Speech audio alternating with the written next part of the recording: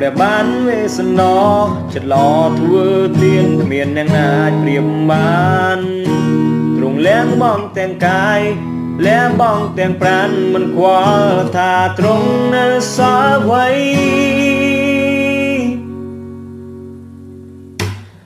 ទួងស្នេហាគឺការលះបង់មិនមែនឲ្យនាងទី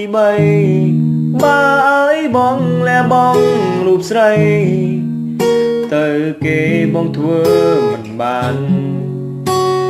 ទួងឲ្យបងធ្វើយ៉ាងណាក៏បងសន្យាតស៊ូធ្វើឲ្យបានបើឲ្យបងបាត់បង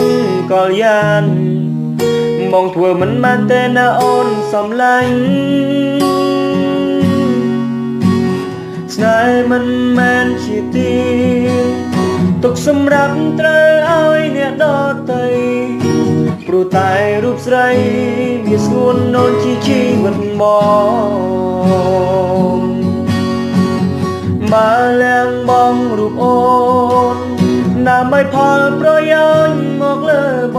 ងចង់ប្រាប់នួនឡងរូបបងមិនមែនជាមនុស្សអាត្មានិយម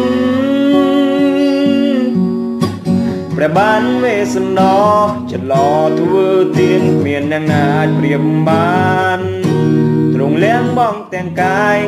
លះបង់ទាំងប្រាណមិនខ្វល់ថាទ្រង់នៅសល់អ្វីបងមិនមែនគឺជាមនុស្សចិនឡដូចព្រះបាទវេសនទៀនប្រពន្ធឲ្យគេមកឲ្យបងធ្វើតាមមកធ្វើមិនដូចទេព្រោះឲ្យមានម៉ែអូនជាមនុស្សស្រីល្អព្រះបានវេសនចិត្តឡធ្វើទៀនគ្មានអ្នកអាចប្រៀបបានទ្រង់លះបង់ទាំងកាយលះបង់ទាំងប្រាណមិនខ្វល់ថាទ្រង់នៅសល់អ្វី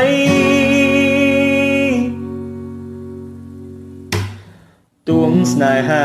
គឺការលះបង់មិនមែនឲ្យនាងទី3បើឲ្យបងលះបង់រូបស្រី